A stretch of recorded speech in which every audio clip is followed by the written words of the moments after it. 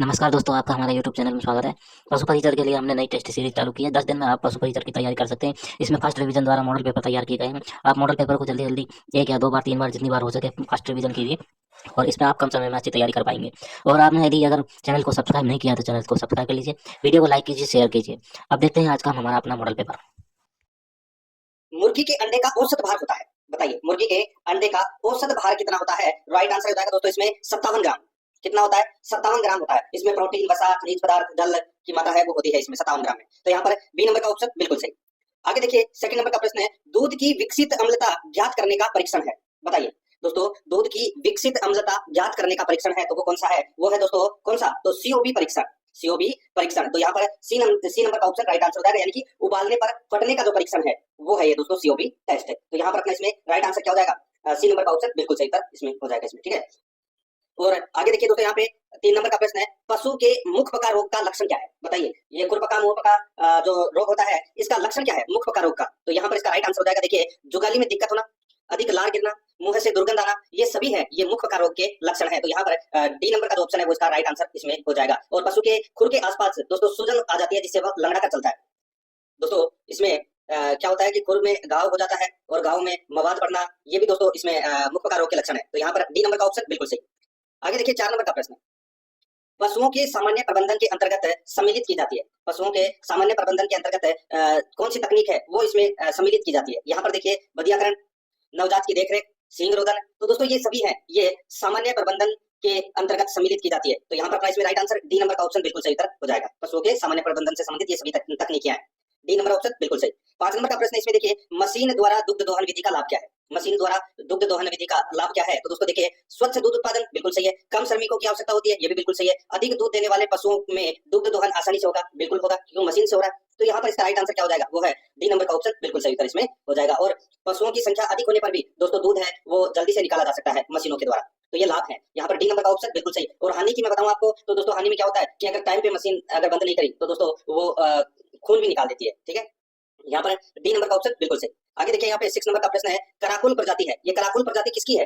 दोस्तों कराकुल प्रजाति है ये दोस्तों भेड़ की प्रजाति है। किसकी है? भेड़ की। तो यहाँ पर ए नंबर का ऑप्शन राइट आंसर हो जाएगा। और ये कराकुल भेड़ है, इसकी उत्पत्ति मानी जाती है दोस्तों मध्य एशिया, ये आपको इसमें याद रखना है। और इसमें दोस्तों जो नर भेड़ होते हैं, ठीक है, तो नर भेड़ों के तो दोस्तों सींग होते हैं और जबकि मादा है वो मादा भेड़ के दोस्तों सींग है वो नहीं होते हैं, ये भी याद रखना है आपको कराकुल प्रजाति में। यहाँ पर ए नंबर का ऑप्शन बिल्कुल सही। 7 नंबर का प्रश्न इसमें देखिए, गाय में किस प्रकार का अपरा पाया जाता है? गाय में किस प्रकार का दोस्तों अपरा पाया जाता है? तो इसका राइट आंसर हो जाएगा वो है दोस्तों कोटिलिडनरी। दोस्तों कोटिलिडनरी। तो यहाँ पर अपना बी नंबर का ऑप्शन बिल्कुल सही उत्तर इसमें हो जाएगा, याद रखना, ठीक है। आगे देखिए यहाँ पे 8 नंबर का प्रश्न है, भैंस में औसत गर्भधारण काल कितने दिनों का होता है? भैंस में औसत गर्भधारण कितने दिनों का होता है? तो दोस्तों ये होता है 310 दिन का, ठीक है, 310 दिन का गर्भधारण होता है दोस्तों भैंस में। यहाँ पर ए नंबर का ऑप्शन राइट आंसर हो जाएगा। 280 दिन का होता है दोस्तों गाय में, ये भी याद रखना है। और भेड़ और बकरी में दोस्तों 150 दिन का होता है। यहाँ पर ए नंबर ऑप्शन बिल्कुल सही। आगे देखिए 9 नंबर का प्रश्न है, निम्नलिखित में से कौन पोल्ट्री फार्मिंग में आमतौर पर शामिल नहीं है? बताइए कौन पोल्ट्री फार्मिंग में आमतौर पर शामिल नहीं है? तो दोस्तों यहाँ पर देखिए मुर्गी है, बतख है, इसके अलावा दोस्तों टर्की है, ये तीनों दोस्तों पोल्ट्री फार्मिंग में दोस्तों शामिल है, लेकिन गाय नहीं है, ठीक है। राइट आंसर हो जाएगा यहाँ पे ए नंबर का जो ऑप्शन है वो इसका बिल्कुल सही उत्तर हो जाएगा। पोल्ट्री उन पालतू पशुओं की पक्षियों की श्रेणी है जो भोजन और अंडे के लिए उपयोग किए जाते हैं। तो दोस्तों मुर्गी, बतख, टर्की, ठीक है, ये दोस्तों इसमें शामिल है पोल्ट्री फार्मिंग में। तो यहाँ पर अपना ए नंबर का ऑप्शन राइट आंसर हो जाएगा। आगे देखिए यहाँ पे 10 नंबर का प्रश्न है, बकरे के मांस को क्या कहते हैं? दोस्तों अब देखिए यहाँ पे बकरे को मांस को क्या बोलते हैं?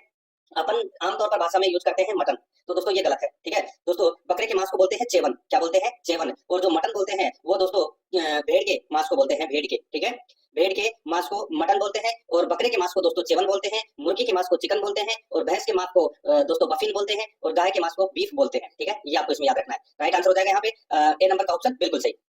11 नंबर का प्रश्न इसमें देखिए, जहरबाद रोग किस जीवाणु के संक्रमण से फैलता है? जहरबाद रोग किस जीवाणु के संक्रमण से फैलता है? तो दोस्तों इसका राइट आंसर हो जाएगा वो है क्लोस्ट्रीडियम सोवियाई। क्लोस्ट्रीडियम सोवियाई जीवाणु से ये फैलता है दोस्तों जहरबाद रोग। राइट आंसर हो जाएगा यहाँ पे क्या हो जाएगा? सी नंबर का ऑप्शन बिल्कुल सही उत्तर हो जाएगा। और ये एक संक्रामक रोग है, ठीक है, और ये तेजी से फैलता है दोस्तों, ठीक है। राइट आंसर हो जाएगा यहाँ पे सी नंबर ऑप्शन सही। 12 नंबर का प्रश्न इसमें देखिए, विशेष रूप से मांस के लिए पाले जाने वाले कुक्कुट पक्षी कहलाते हैं। दोस्तों देखिए विशेष रूप से मांस के लिए पाले जाने वाले कुक्कुट पक्षी कहलाते हैं, तो वो दोस्तों कौन से कहलाते हैं? राइट आंसर हो जाएगा, उनको बोलते हैं दोस्तों क्या? बॉयलर बोलते हैं। क्या बोलते हैं? बॉयलर। तो यहाँ पर अपना इसमें राइट आंसर हो जाएगा बी नंबर का ऑप्शन बिल्कुल सही उत्तर हो जाएगा, बॉयलर, ठीक है, याद रखना। आगे देखिए दोस्तों यहाँ पे 13 नंबर का प्रश्न है, पशुओं में दुग्ध श्रवण काल स्तनपान अवधि कितनी है? बताइए, दूध श्रवण काल कितने दिन की है दोस्तों पशुओं में? तो दोस्तों आप सभी को पता है कि पशु के ब्याने के बाद दूध उत्पादन की अवधि को स्तनपान अवधि के रूप में जाना जाता है और अधिकतम स्तनपान अवधि दोस्तों 305 दिन की होती है। ठीक है, अगर इस अवधि को अगर छोटा कर दिया जाए तो दोस्तों यहाँ पर देखिए इसमें क्या होता है कि कुछ नस्लों में ये अवधि अधिक होती है और कुछ में ये कम होती है। ठीक है, तो यहाँ पर अपना इसमें राइट आंसर हो जाएगा 305 दिन, इसका बिल्कुल सही उत्तर इसमें हो जाएगा डी नंबर का ऑप्शन बिल्कुल सही। 14 नंबर का प्रश्न इसमें देखिए, बकरी की किस नस्ल को दूध की रानी के नाम से जाना जाता है? बताइए, बकरी की किस नस्ल को दूध की रानी के नाम से जाना जाता है? तो दोस्तों एक नस्ल है बकरी की जिसका नाम है दोस्तों साइनेन। क्या नाम है? साइनेन। ठीक है, तो उसको दोस्तों ये भी कहा जाता है एंग्लो न्यूबियन, एंग्लो न्यूबियन भी कहा जाता है दोस्तों। ठीक है, और ये बकरियों में जर्सी के नाम से जानी जाती है। तो यहाँ पर अपना इसमें राइट आंसर क्या हो जाएगा इसमें दोस्तों? देखिए न्यूबियन तो है, ये बकरी की नस्ल है जिसे जर्सी के नाम से जाना जाता है, और साइनेन है, इसको दूध की रानी के नाम से जाना जाता है। तो यहाँ पे एक नाम है वो देखिए साइनेन दे रखा है, तो आप यहाँ पे साइनेन भी याद रखना है आपको। ठीक है, साइनेन। तो यहाँ पर इसका राइट आंसर बी नंबर का ऑप्शन बिल्कुल सही उत्तर हो जाएगा, दूध की रानी साइनेन बकरी। आगे देखिए यहाँ पे 15 नंबर का प्रश्न है, कीटोसिस रोग एक प्रकार का है। कीटोसिस रोग एक प्रकार का क्या है?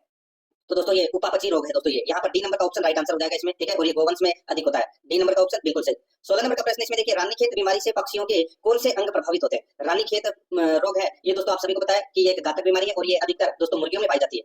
इसके अंदर दोस्तों पक्षियों का श्वसन तंत्र और तंत्रिका तंत्र है वो प्रभावित होता है।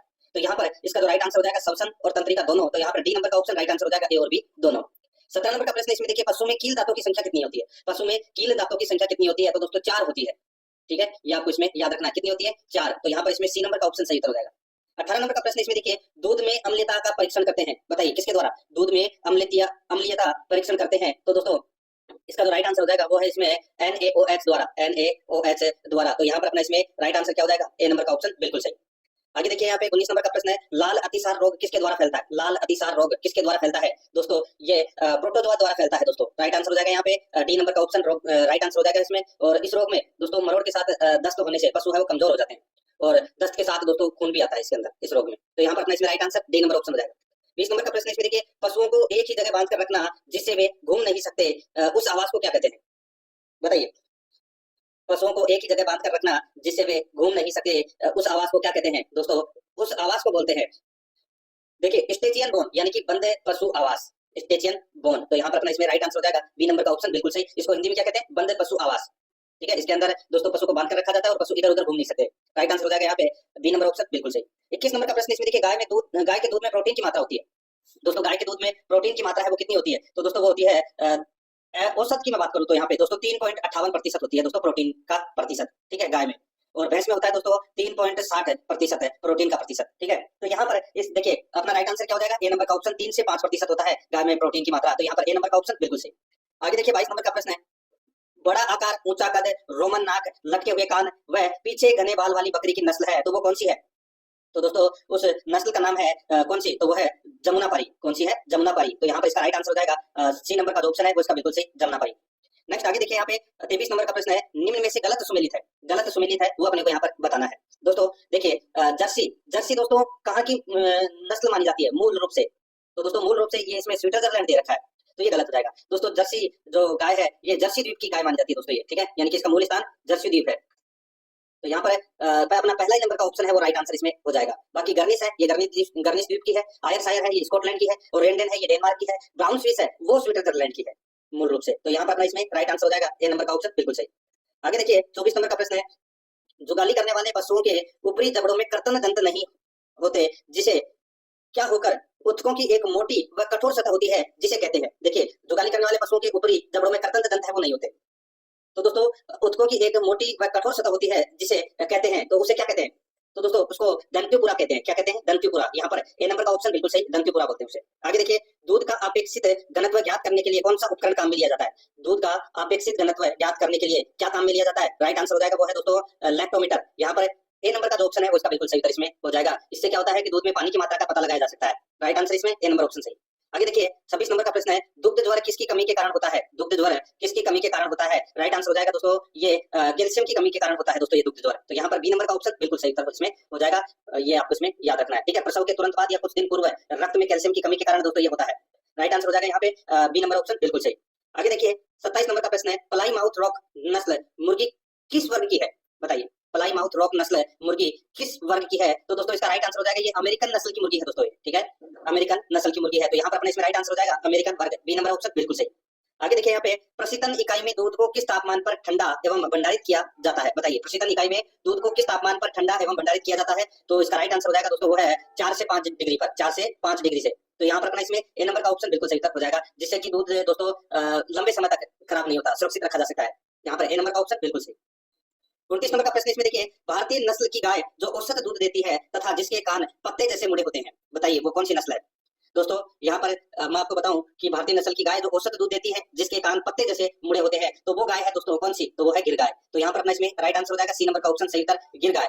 आगे देखिए 30 नंबर का प्रश्न है, केंद्रीय बकरी शोध संस्थान कहाँ पर स्थित है? केंद्रीय बकरी शोध संस्थान दोस्तों, केंद्रीय भेड़ अनुसंधान संस्थान तो अभिकानगर में है टोंक के अंदर, और केंद्रीय बकरी शोध संस्थान है ये दोस्तों मखदूम उत्तर प्रदेश में है, मखदूम यूपी के अंदर है दोस्तों ये, और इसकी जो स्थापना है वो दोस्तों 1979 में की गई थी, ठीक है। राइट आंसर हो जाएगा यहाँ पे ए नंबर ऑप्शन बिल्कुल सही।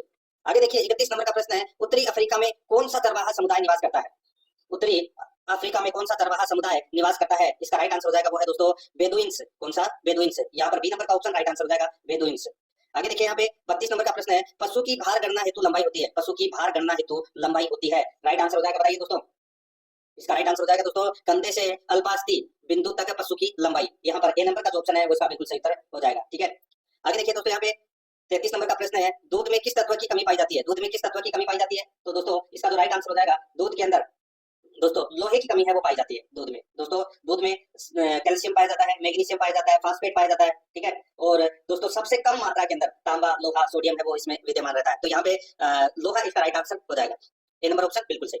आगे देखिए गलघोटू रोग हेतु टीकाकरण के संदर्भ में सत्य कथन कौन सा है वो अपने को यहाँ पर बताना है, ठीक है। दोस्तों देखिए इसके अंदर मैं यहाँ पे बात कर रहा हूँ गलघोटू रोग की, ठीक है। देखिए यह टीका पैराथर्मल चमड़ी के नीचे लगाया जाता है, बिल्कुल सही बात है। यह टीका जून व दिसंबर माह में लगाया जाता है, बिल्कुल सही है। यह टीका वर्ष में 2 बार अनिवार्य है, बिल्कुल सही है। तो यहाँ पर इसका राइट आंसर हो जाएगा अप्रोक्सीमेटली डी नंबर का ऑप्शन बिल्कुल सही। 35 नंबर का प्रश्न इसमें देखिए, दूध और क्रीम के मिश्रण से बना उत्पाद जिसमें कम से कम 10.5% दूध वसा हो कहलाता है, तो वो क्या कहलाता है बताइए? तो दोस्तों उसे कहते हैं, क्या बोलते हैं? उसे बोलते हैं दोस्तों आधा और आधा। उसे क्या बोलते हैं दोस्तों? आधा और आधा, यानी कि आधा और आधा का अर्थ क्या है कि आधा पूरा दूध और आधा क्रीम, ठीक है। तो यहाँ पर अपने इसमें राइट आंसर हो जाएगा यहाँ सी नंबर का ऑप्शन बिल्कुल सही हो जाएगा। आगे देखिए 36 नंबर का प्रश्न है, दराती यानी कि हंसिया, दराती है ना जिससे अपन फसल काटते हैं, उसके आकार के सींग भैंस की किस नस्ल की विशेषता है?